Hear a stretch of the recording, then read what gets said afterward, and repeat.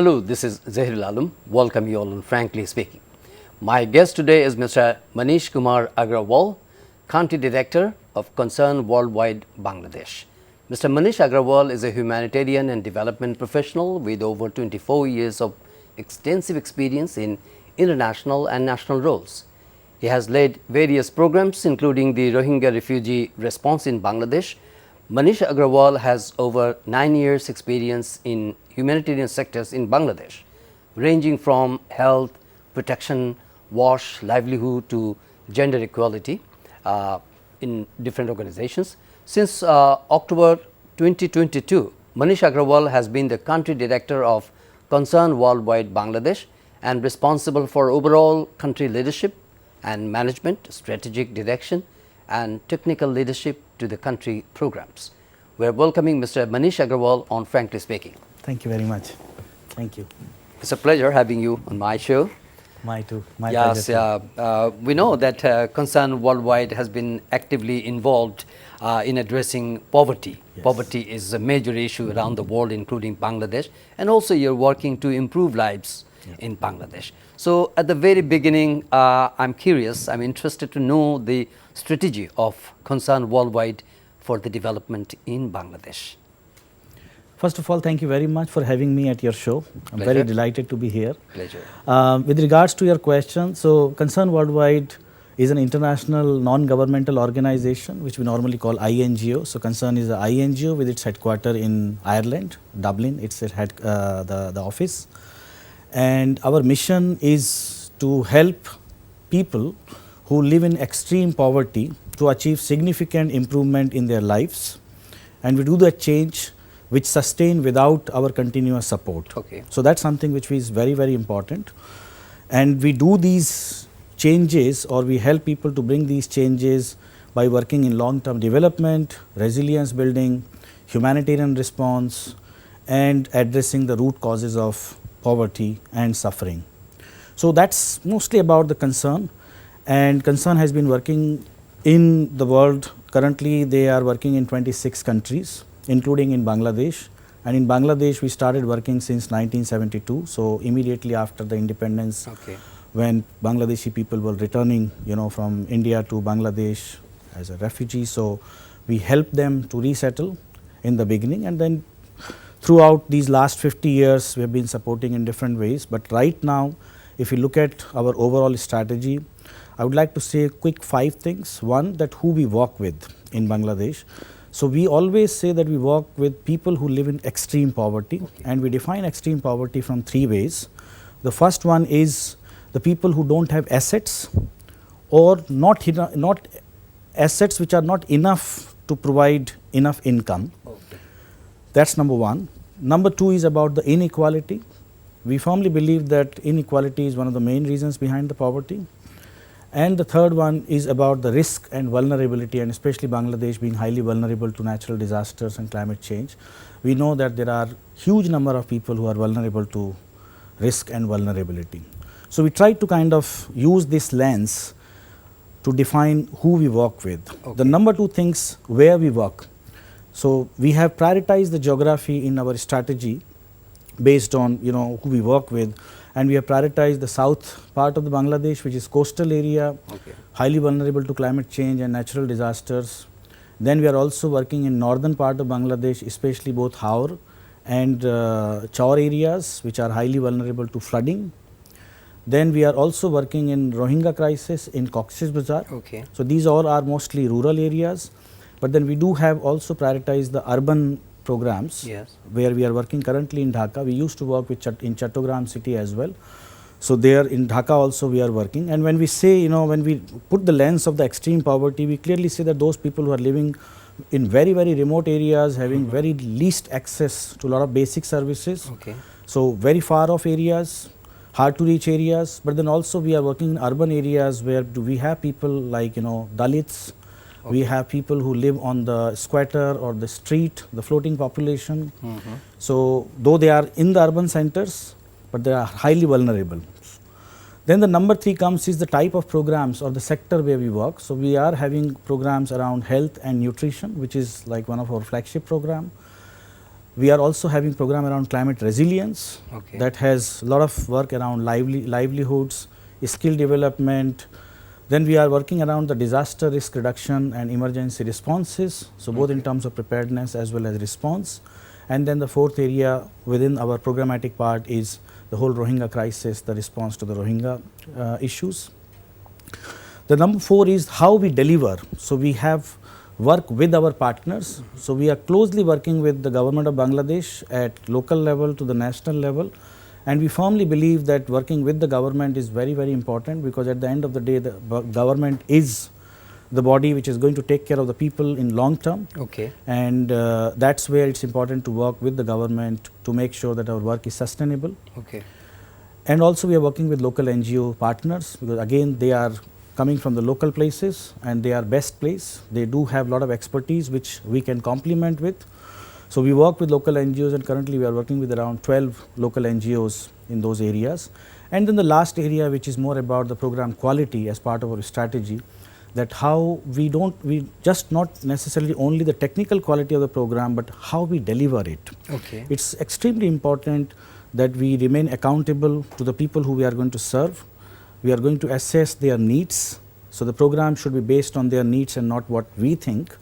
And then, you know, including like staff code of conduct, our behavior, our attitude towards those people.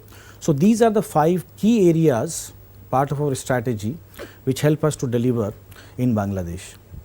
So if I get the core focus of your strategy is to deal with primarily with ending poverty. Yes. Ending poverty, ending inequality, Precisely. and creating some livelihoods and enable them to encounter the challenges posed out of climatic change or natural disasters. Exactly. So these are the. So how do you ensure and building resilience among the stakeholders in terms of natural disaster or other challenges like climatic crisis? Yeah, no, very important question in context of Bangladesh, I must say, and because Bangladesh is at the forefront of the climate change impact. Yeah.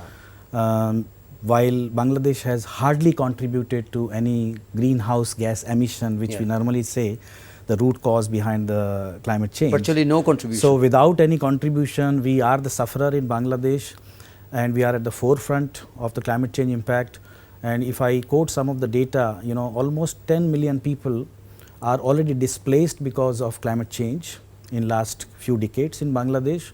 And what we know is that this number is going to be double in next 2 to 3 decades, which is quite alarming situation. And I was also told that almost 17% of Bangladesh land might be at risk in next couple of decades. And consequently, the climatic refugees will also be. Yes, so that's what we are talking about, that these are basically climate refugees, which are, you know, not very officially kind of recognized, but this is what happening as of today. So Bangladesh is seeing the impact of climate change as of today, and it is going to worsen in coming decades, while it is not contributing in those problems.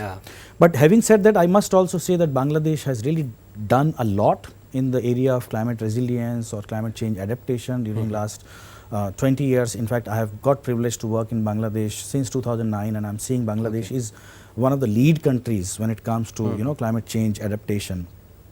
So again, when we look at, you know, from the concern side, what we look at is that again we bring the whole angle of the inequality, that who are getting most affected because of climate change impact and natural disaster. We firmly believe that those people who are facing challenges with regards to inequality, risk, vulnerabilities, they are much at higher risk of getting impacted by the climate change as well as the natural disasters. So what we normally do is that we work at 2 levels. One is with the communities. So we try to kind of work with them at the community level to understand the risk of climate change impact, what is happening on their life, be it in terms of social life or in terms of the livelihood activities. And then how we can support them for adaptation. So that adaptation could be in terms of climate smart agriculture we are involved with. We are involved with climate smart, you know, a lot of people do the livestock rearing, the livelihood is about those things. So how we can support them to adapt with those livelihoods. Simple example like, you know, chicken versus duck. So, you know, southern Bangladesh, duck are more resilient to the climate. So this is just one of the examples how we are supporting them for the adaptation. Then also about livelihood diversification. You don't, because Bangladesh is heavily agrarian economy, a lot of people are depend on the agriculture. So how we can also help people to diversify their skills, so that they can try to kind of find another ways. How do you work on that? Investing on diversification, or you are investing on research? So it's a combination of lot of activities. So first of all, understanding from the people's own that what do they think, what are the priorities do they have, if they have any existing skill which they would like to add on, and then looking at the compatibility of those skills with the existing market, whether that skill can be used or not, and then helping them on the skill development, the business plan, then also the financial support to start the business, or doing the other entrepreneurship. So that is something which is extremely important.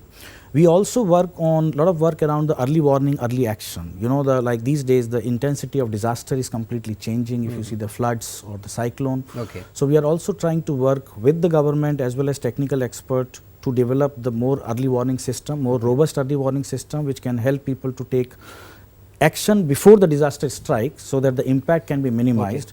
And I'm so glad to tell you that last year we did an evaluation of one of our program, and we found that almost 25,000 taka per household was saved because of the early warning, early action, and people could protect some of their assets.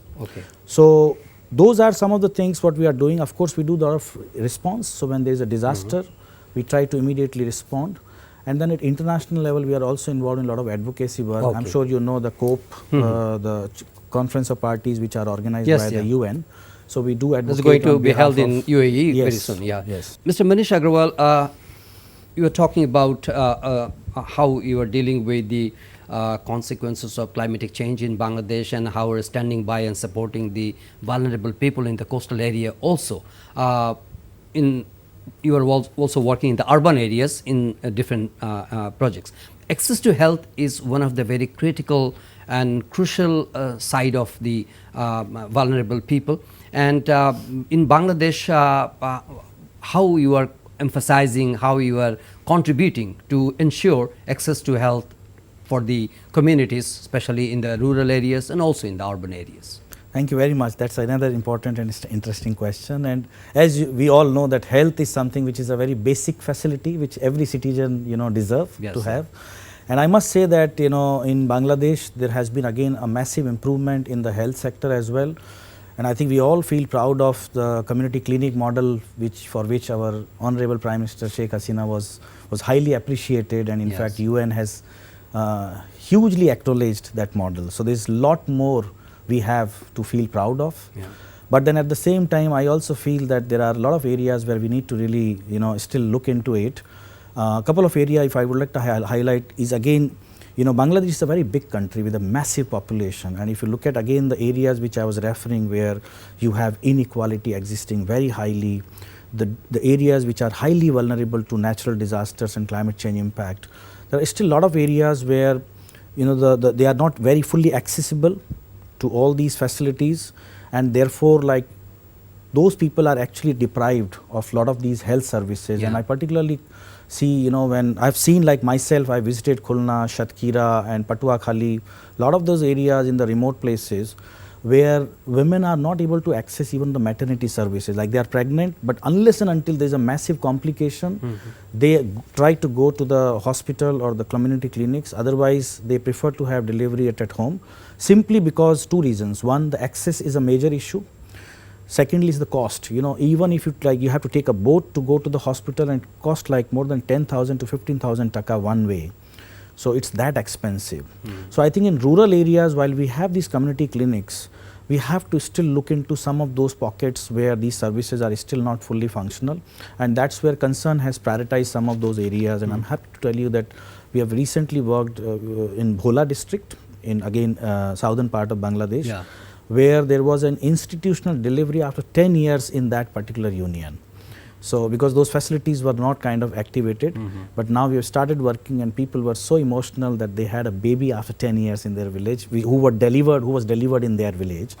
So there are many such areas. This was just one of the examples. So that's where we are trying to work with the government authorities at the local level, with the civil surgeon office, with the Upazila health complexes, to support their staff, both in terms of the capacity building, not just the technical skills, but the soft skills, because the quality of service is very important. Okay.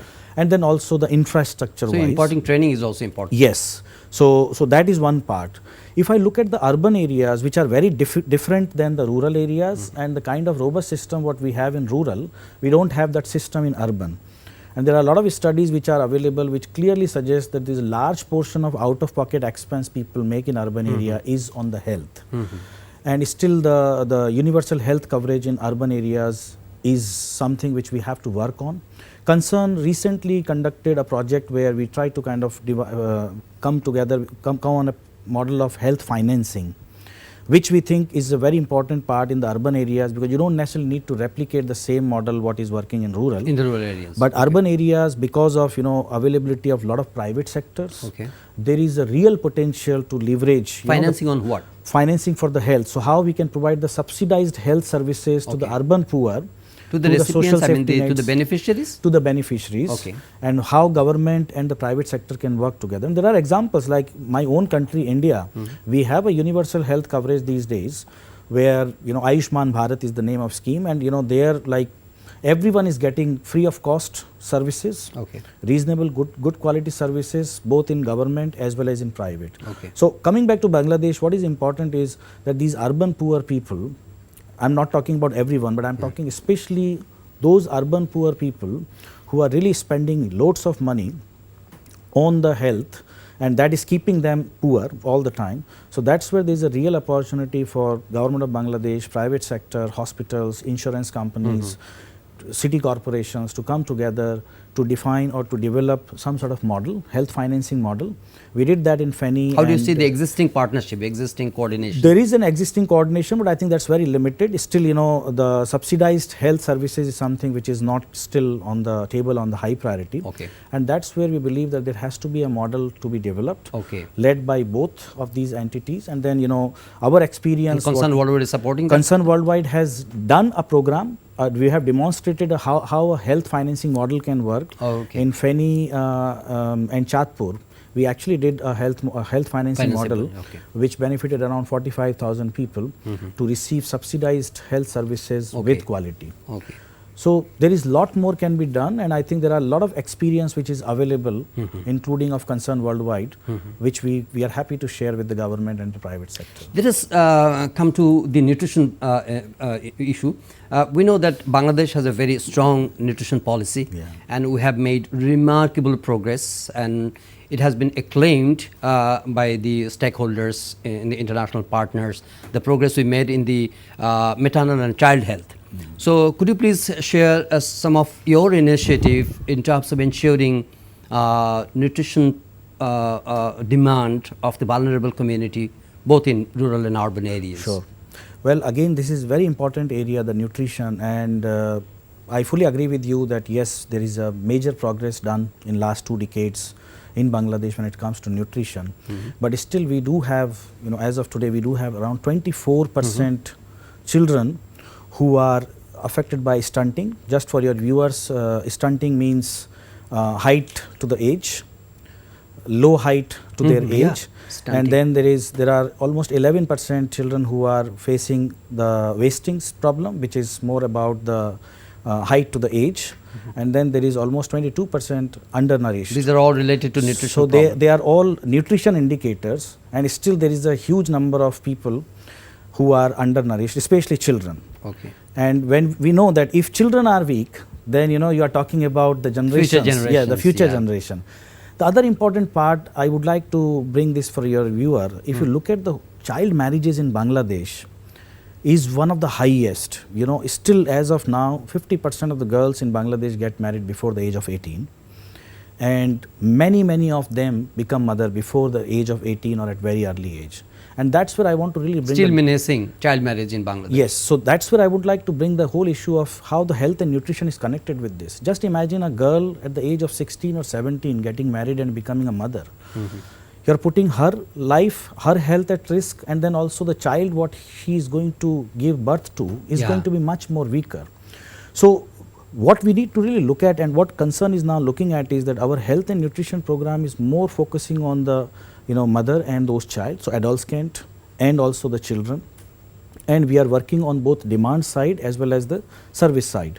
So we are trying to kind of generate a lot of awareness on the ground among the people, not only on the nutrition aspect, but then also these wider social issues. There are root causes behind the nutrition. It's not just a technical area, but there are root causes. So how to actually help people understand the importance, first of all, so that they have better health seeking behavior, better nutrition seeking behavior, but then also creating an enabling environment, so engaging with community leaders. It's again closely related and linked with extreme poverty. Yes, it is. It is very much linked with the extreme poverty, the whole gender-based inequality where women or girls don't really have the rights on their own bodies. So the decision of their body is taken by someone else. So coming back on the nutrition work, what Concern is doing is that on one end, we are helping community, but then at the same time, we are working with the community clinics to screen the malnutrition, the people who are affected by the malnutrition so that they can get quickly treatment. But then the other side, which is equally important, is how to help people to get better dietary diversity. And that's where we are supporting thousands and thousands of families to grow the vegetable and other nutritious item round the year. So that, and many times, there is a myth that, the nutrition is a rich people's thing. I can't afford fruit, apple and those things. But we have done a project where at very, very cheap, very, very low cost, round the year you can actually grow nutritious food and you can feed your family. And I'm very happy to say that recently we concluded a project where 20,000 women households we served, and they have now maintained the nutrition and food security for their families. We're taking another short break, but before that I want to mention the inflationary pressure also contributed immensely on the nutritional demand or expectation. Yes, there is definitely a problem everywhere, like across the world there is a problem which everyone is facing. It's not only for the poor people. It's for everyone, but then poor people get more affected because their affordability is much lower. Yes, Mr. Manish Agarwal, Concern Worldwide has recently launched Global Hunger Index, GHI 2023. And the development trend of Bangladesh has been improved as we observed, or the international organizations mentioned.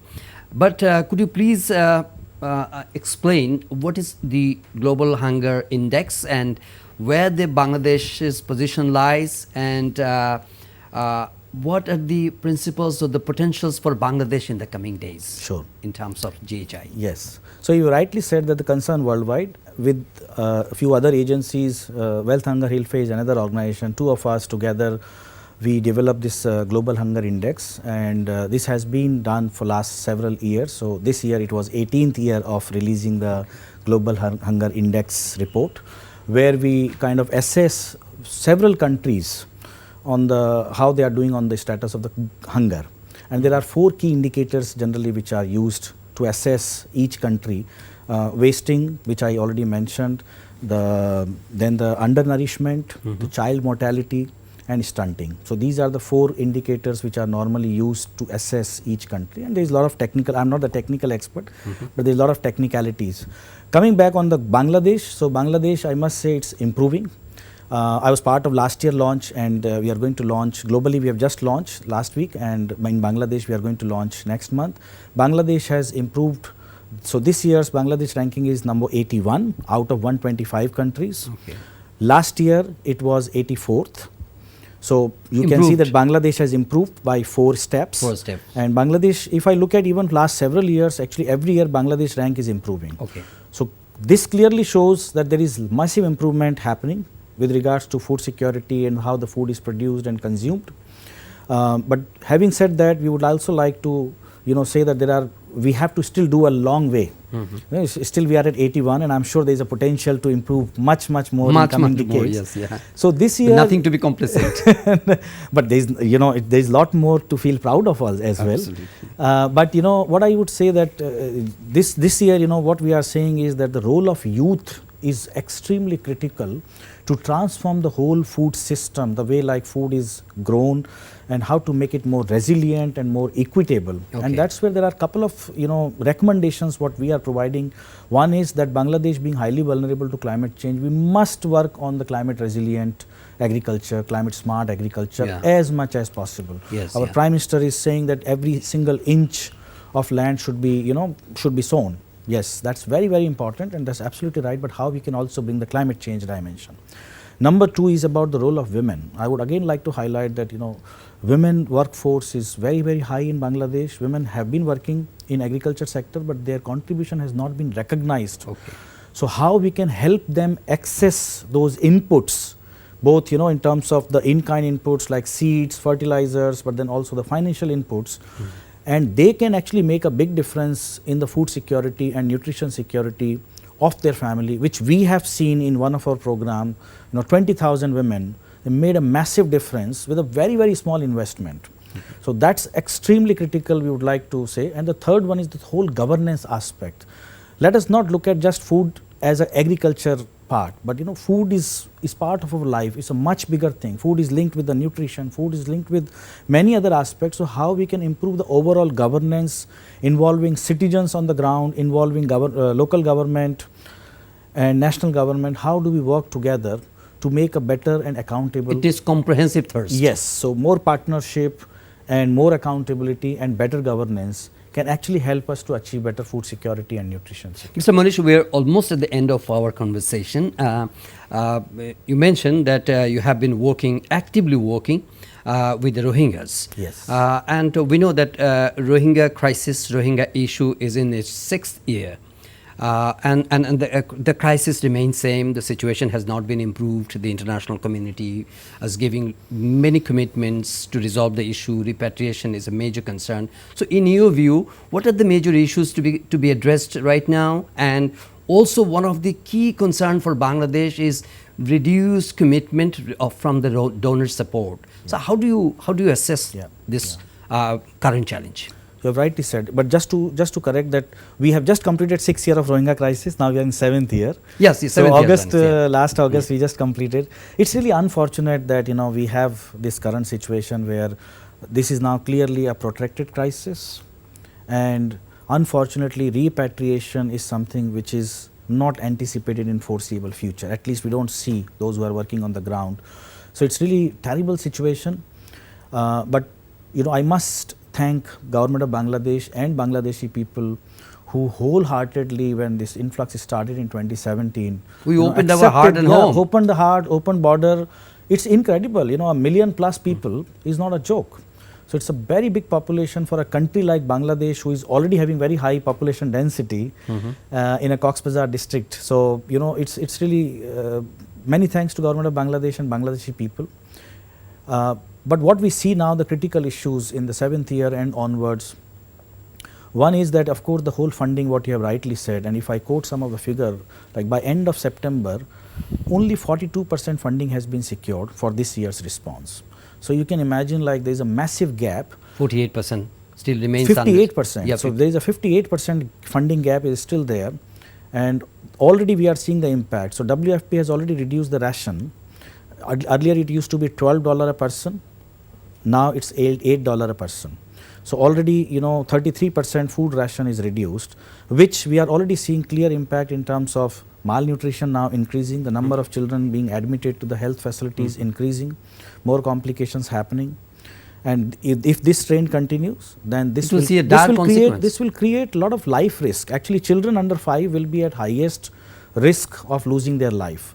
So that is really a big impact what we see. Having said that, donors are trying their best, but I think the challenge now what we see is that continuously there are more and more crises happening, and that's where we would like to request to donor that don't forget this crisis, because it's easy to move to the next crisis, but there were a lot of gains which were achieved in this crisis which we will be losing, and people's life will be at risk if the funding is not provided. Okay. Having said that, all effort, I think there is also one important ask which government of Bangladesh continuously say about the repatriation, which we all agree with, and I think at the end of the day the solution lies in Myanmar. So this means that there has to be more efforts to be done to create those conditions in Myanmar so that there is a safe and sustainable and dignified return takes place. But until that repatriation happen, I think what is really important is how we can do two things. One, how we can prepare these people becoming more stronger so that when they return to Myanmar, they return in better shape. So in terms of skills, in terms of education, in terms of health, so how do we kind of strengthen overall? But on the other side, the way like we see funding is reducing, I'm not sure like if continuously 100% reliance on humanitarian funding is a sustainable solution. And that's where can we really use some of these enhanced skills of Rohingya to generate some income so that they can also self-reliant rather than 100% depending on the aid. And just imagine like if you are fed for 6 years just humanitarian aid, what kind of mental stress you will have. So I think those are some of the key issues which I clearly see is the funding, the self-reliance aspects, and also the repatriation efforts. Just about to end the program, how do you find Bangladesh after working so many years? It's a lovely country, and me coming from India, you know, it's like a home for me. I look like same. The people are so nice, and so now I have also learned the language, so it becomes much easier. So I must say that me and my family, I live with my family here, so we have been thoroughly enjoying this country, and we are very, very thankful to Bangladeshi people. Thank you very much. Thank you so much for Thank you joining very me. much. Thanks a lot. Dear viewers, that's all my conversation with Mr. Manish Kumar Agarwal, Country Director of Concern Worldwide Bangladesh. He talked about many issues, the focus, strategic focus of Concern Worldwide Bangladesh, ranging from ending poverty to ending inequality, how to ensure quality health services and also improve the nutrition situation, and also deal with climatic consequences and natural disasters, also shed some light on the global health indicators and the improvement Bangladesh has made so far, and also how we can deal with the Rohingya crisis and the coming days. We thank you indeed for watching our conversation, and we invite you to watch our next episode. Until then, do take care and goodbye.